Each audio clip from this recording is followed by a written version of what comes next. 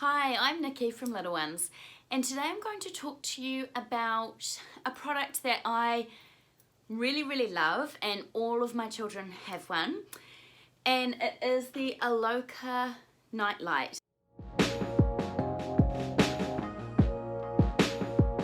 So this is my youngest daughter's one. It's quite hard to see. You can sort of see it's a transparent shape, and her one is a little bunny holding a heart, and it comes on a base, and it also comes with a remote control. And this is because these beautiful night lights have a variety of different colors, so you can turn them on and they will color change with all of these different colors, or you can use the remote to set it to one of these specific colors. Has a timer, there are dimmer functions, and the light just plugs in via a little mini USB, and they are beautiful. And they're really affordable too, actually. So all my kids have one. My son has a little rocket ship, and my eldest daughter has a mermaid, and my baby has a little bunny.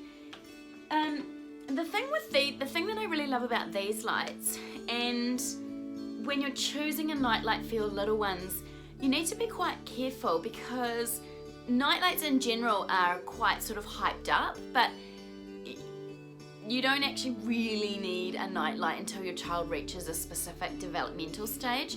So we would always recommend no nightlights whatsoever for babies under at least 2 years old, and that is because until they're old enough to have imagination and conscious imagination, that means that they're old enough to know and understand that the dark is something they can be afraid of for a specific reason, like that there's a monster or a boogeyman or whatever.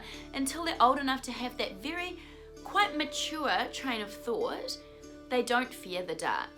So the dark is not frightening to a baby and a young toddler, because they don't have that mature concept of fear in that way.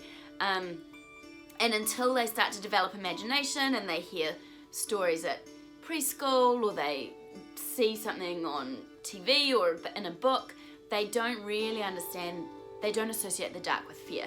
In fact, we are mammals, and like any other mammal, we actually instinctively find the dark really calming, comforting and safe. And so that's why we always say hold off the night lights as long as you can, because what a night light does do for babies and young toddlers is it can inhibit their ability to sleep well.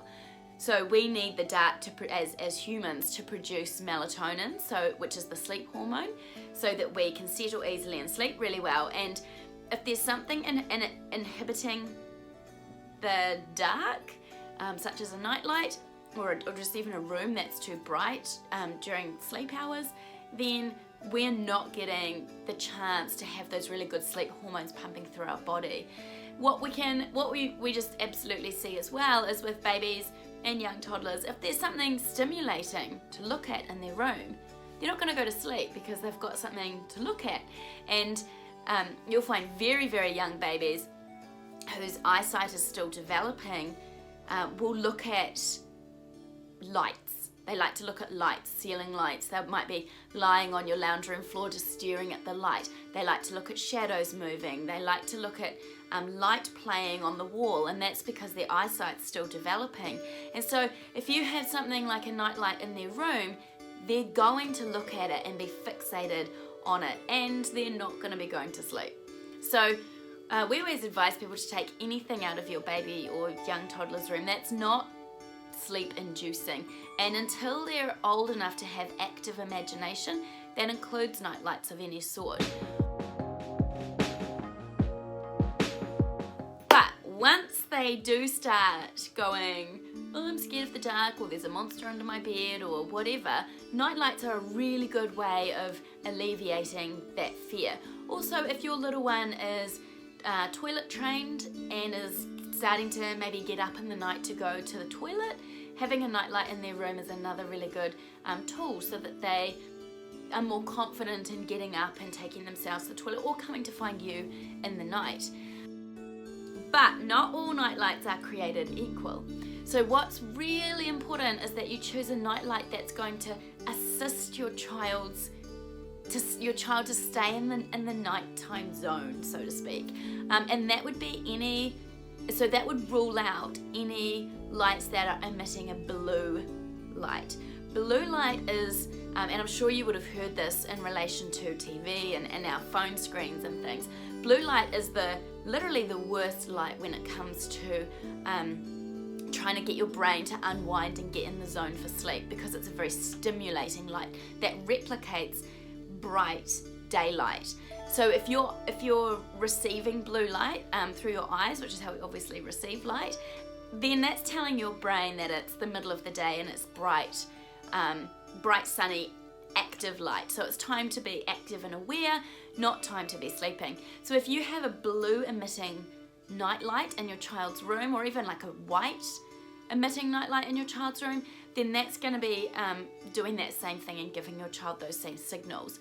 So as creepy as it can kind of seem, a red light is the best light to have in your child's room for a nightlight, and that is because the red light is the least invasive light at nighttime. So once your child is asleep or getting sleepy and their eyes have dark adapted, so they've adjusted to the dark, a red light is the light that's going to disrupt that the least.